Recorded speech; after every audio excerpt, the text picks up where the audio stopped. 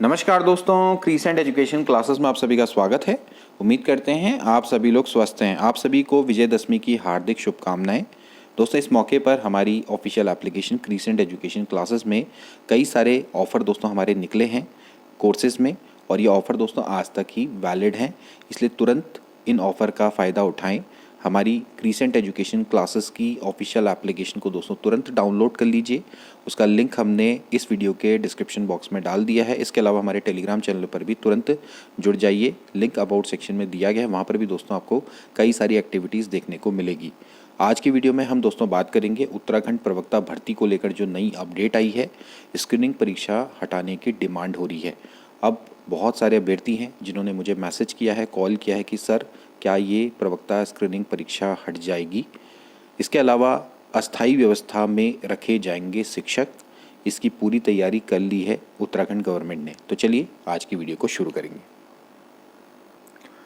बात करेंगे दोस्तों आज की इम्पॉर्टेंट न्यूज़ की। प्रवक्ता भर्ती से स्क्रीनिंग हटाई जाए, इसकी दोस्तों डिमांड की जा रही है। और ये जो डिमांड है दोस्तों वो कोई साधारण व्यक्ति नहीं है इसकी डिमांड करने वाले।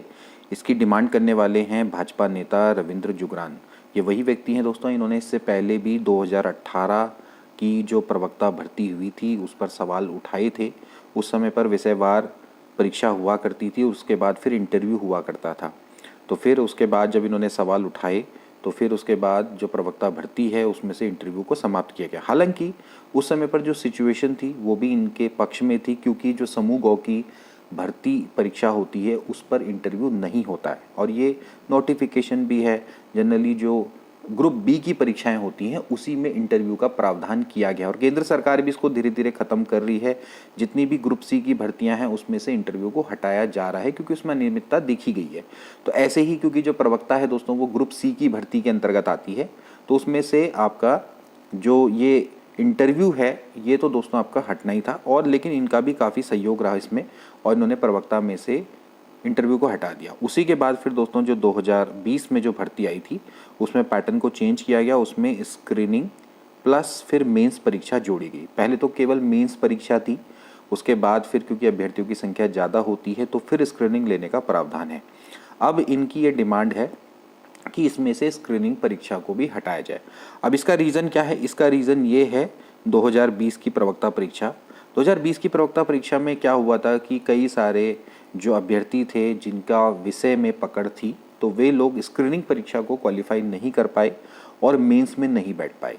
और उस कारण से क्या हुआ कि वे लोगों ने विरोध किया इस स्क्रीनिंग परीक्षा का, क्योंकि कई सारे अभ्यर्थी ऐसे होते हैं कि जिनका सब्जेक्ट तो बहुत अच्छा है बट वो स्क्रीनिंग परीक्षा को क्वालिफाई ना कर पाए। इस कारण से वे मुख्य परीक्षा से वंचित रह गए। और फिर यहाँ पर जो मुख्य परीक्षा है वहाँ पर भी कई सारी सीट्स वैकेंट रहेगी। खासकर जैसे मैं गणित जैसे सब्जेक्ट की बात करूँ या फिर कुछ साइंस के, वैसे तो सभी सीटें भरी लेकिन फिर भी कुछ सब्जेक्ट में ऐसा रहा।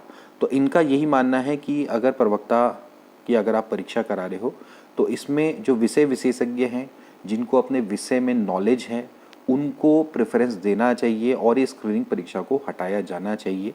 तो यहाँ पर दोस्तों ये बात फिलहाल पे चल रही है। तो देख लेते हैं एक बार खबर क्या है। प्रवक्ता भर्ती से स्क्रीनिंग हटाने और विषयवार परीक्षा कराने की मांग को लेकर भाजपा नेता रविंद्र जुगरान ने अपर सचिव माध्यमिक शिक्षा रंजना राजगुरु से भेंट करी। इसके बाद जुगरान ने बताया, अपर सचिव से कहा कि इस भर्ती में स्क्रीनिंग हटाई जाए, तो उन्होंने जानकारी दी कि कार्रवाई गतिमान है और शासन ने निदेशालय से उसका मंतव्य मांगा है और इस मामले में कार्रवाई में और तेजी लाई जाएगी। अब ये जो खबर दोस्तों यहाँ पर आई है तो यहाँ पर से शासन भी देखो एक तरह से आश्वासन दे रहा है कि इस संदर्भ में कार्रवाई गतिमान है, और जो शिक्षा निदेशालय है, निदेशालय का अर्थ मतलब शिक्षा निदेशालय यानी कि जो हमारे शिक्षा विभाग का जो हेडक्वार्टर है उससे उसका इस बारे में क्या पक्ष है वो मांगा गया है कि आप क्या चाहते हैं, स्क्रीनिंग होनी चाहिए या नहीं होनी चाहिए, और इसी मामले में कार्रवाई गतिमान की जा रही है। तो कहीं ना कहीं यहाँ पर जो शासन है वो भी चाहता है कि, या उसका पक्ष यहाँ पर साफ साफ देख सकते हैं कि स्क्रीनिंग परीक्षा को हटाए जाने का यहाँ पर फिलहाल इनकी ओर से कार्रवाई की जा रही है।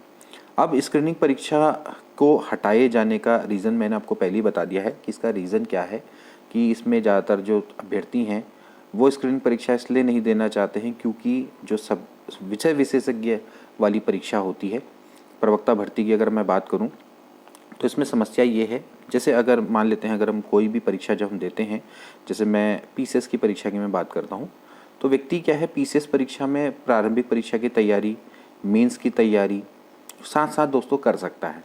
कारण क्या है, क्योंकि जो प्रारंभिक परीक्षा में आप पढ़ रहे हैं उसी को डिटेल्ड में आप मेंस में आपसे पूछा जाता है, फिर आप इंटरव्यू की भी उसी तरह से प्रिपरेशन करते हैं। यही हाल लोअर पीसीएस का भी है। ऐसी परीक्षाएं जिनमें कि आपके चरण होते हैं, 2 से ज़्यादा चरण होते हैं या 1 से ज़्यादा चरण होते हैं, तो उसमें आपका ये रहता है कि आप पहले प्री दे रहे हैं फिर मुख्य परीक्षा दे रहे हैं, तो आप इन दोनों की साथ साथ प्रिपरेशन कर सकते हैं।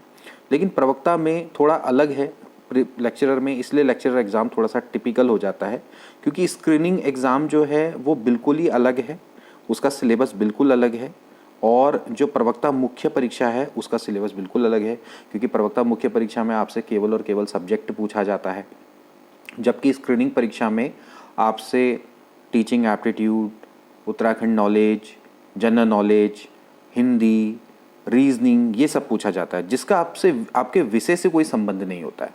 तो एक तरफ अभ्यर्थी पहले स्क्रीनिंग की तैयारी कर रहा होता है, वहीं दूसरी ओर उसको बिल्कुल अलग सब्जेक्ट को पढ़ना होता है, तो उसके लिए फिर ये काफ़ी टिपिकल हो जाता है एक तरह से।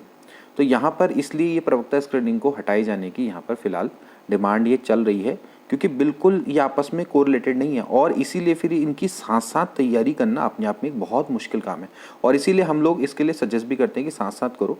क्योंकि होता क्या है कि जब आप स्क्रीनिंग एग्ज़ाम अगर क्वालिफाई कर दें, उसके बाद फिर आपको अपने विषय के लिए केवल और केवल 3 से 4 महीने मिलते हैं, और विषय का पेपर भी इन्होंने ऐसा बना दिया, खासकर जैसे मैं साइंस सब्जेक्ट की बात करूँगा तो 200 मार्क्स का पेपर बना दिया है, केवल मात्र 3 घंटे दे रहे हैं, और पेपर का लेवल भी बहुत अच्छा है, तो आप उसको 2-3 महीने में प्रिपेयर नहीं कर सकते। उसके लिए आपको कम से कम 1 साल चाहिए, ऐसा सब्जेक्ट है। मैं अपने सब्जेक्ट की बात करूँ मैथमेटिक्स की, बाकी सब्जेक्ट के लिए भी कुछ ना कुछ ऐसा चाहिए ही। ऐसा नहीं है कि आपको कम से कम आपको 8 से 10 महीने चाहिए, 1 साल भी चाहिए, मिनिमम 1 साल चाहिए, आप इसको मान के चलिए, ठीक है। विषय में थोड़ा सा अगर आप चाहते हैं कि एक अच्छा विशेषज्ञता आपके अंदर हो, खाली हवा में पढ़ के देना है तो बात अलग है, ठीक है, उससे एग्ज़ाम निकलने वाला भी नहीं। लेकिन यहाँ पर तो ये जो स्क्रीनिंग है और ये जो है, तो यहाँ पर थोड़ा सा इससे समस्या है, ठीक है। लेकिन अब यूकेपीएससी की भी ये दिक्कत है कि ये चरणों में आयोजित करवाता है परीक्षा, चरणों में आयोजित करवाता है, यानी कि एक स्क्रीनिंग देना भी आवश्यक है, क्योंकि छटनी करनी भी आवश्यक है, और प्लस फिर उसके बाद मेंस लेना आवश्यक है, क्योंकि प्रवक्ता में इन्होंने रखा है कि 2 चरणों में होनी चाहिए परीक्षा।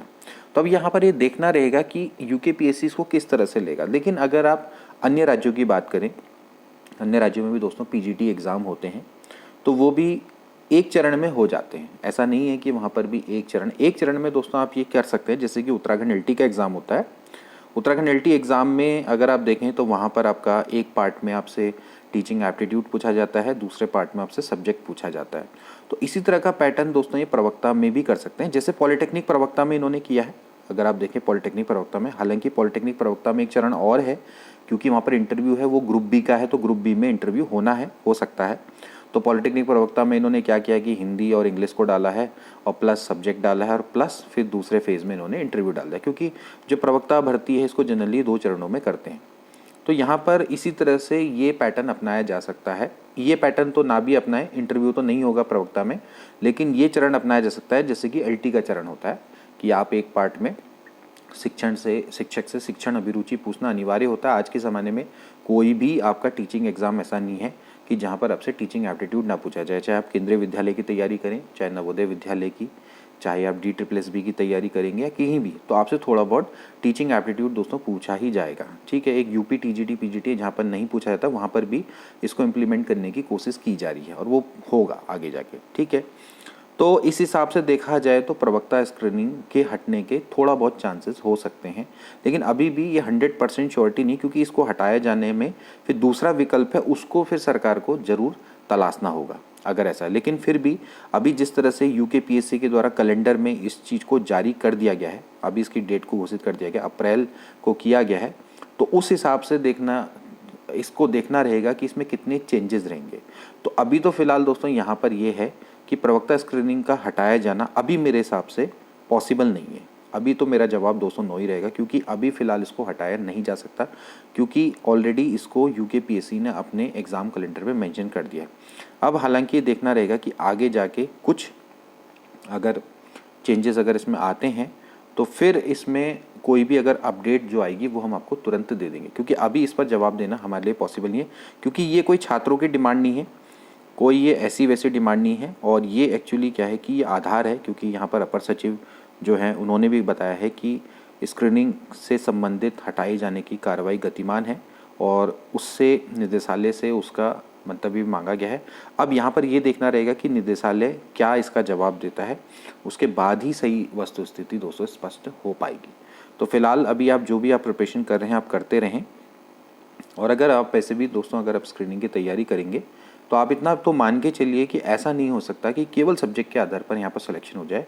आपसे टीचिंग एप्टीट्यूड, थोड़ा बहुत जनरल नॉलेज ये तो पूछ ही जाएगी। हो सकता है कि वो आपकी इसके संग ही इंक्लूड हो, जैसे मैंने आपको बताया कि DSSB का जैसे अगर आप पैटर्न देखें या अगर आप केंद्रीय विद्यालय नवोदय विद्यालय का पैटर्न देखें तो वहाँ पर सभी पूछा जाता है। हिंदी भी आती है, इंग्लिश भी आती है, टीचिंग एप्टीट्यूड भी आता है, सब्जेक्ट भी आता है। तो हो सकता है कि कंबाइंड इस तरह से एक पेपर हो जाए जिसमें स्क्रीनिंग का पार्ट भी हो और आपका सब्जेक्ट का पार्ट भी हो। तो इसमें ऐसा कोई समस्या नहीं है कि अगर कोई व्यक्ति स्क्रीनिंग की तैयारी कर रहा है तो वो सोचे कि मैं फालतू तैयारी कर रहा हूँ, तो आपसे ये सारी चीज़ें एक साथ आपसे पूछी जा सकती हैं। तो मेरे हिसाब से दोस्तों आप इसकी अच्छे से प्रिपरेशन करिए, कोई इसमें समस्या नहीं है। हाँ, ये रहेगा कि इनकी जो वैल्यू है वो बहुत कम हो जाएगी। जैसे अभी तो क्या है कि पूरा स्क्रीनिंग एग्ज़ाम की वैल्यू जब उसको क्वालिफाई करेंगे तब जाके आपका मेंस में पहुंचेंगे।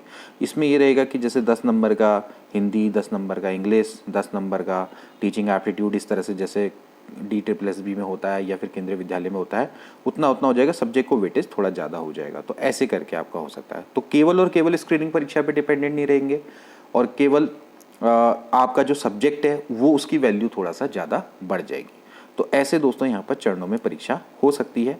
तो यहाँ पर दोस्तों ये देखना रहेगा। अभी तो फिलहाल इस संबंध में हम भी 100% ये नहीं कह सकते कि हटेगी या नहीं हटेगी, लेकिन फिलहाल के लिए मेरा जवाब तो नो ही रहेगा, क्योंकि अभी इसको हटना मुझे नहीं लगता कि संभव रहेगा। और मेरे हिसाब से शिक्षा विभाग का भी यही मंतव्य आएगा कि स्क्रीनिंग परीक्षा कराई जाए। लेकिन अगर मान लीजिए अगर हटता भी है तो उन अभ्यर्थियों के लिए जो लोग स्क्रीनिंग की प्रिपरेशन कर रहे हैं, तो उनसे मेरा यही रहेगा कि आप लोग अपनी प्रिपरेशन करते रहें, आपको उसका फ़ायदा मिलेगा। क्योंकि प्रवक्ता में जरूर टीचिंग एप्टीट्यूड तो पूछा ही जाएगा।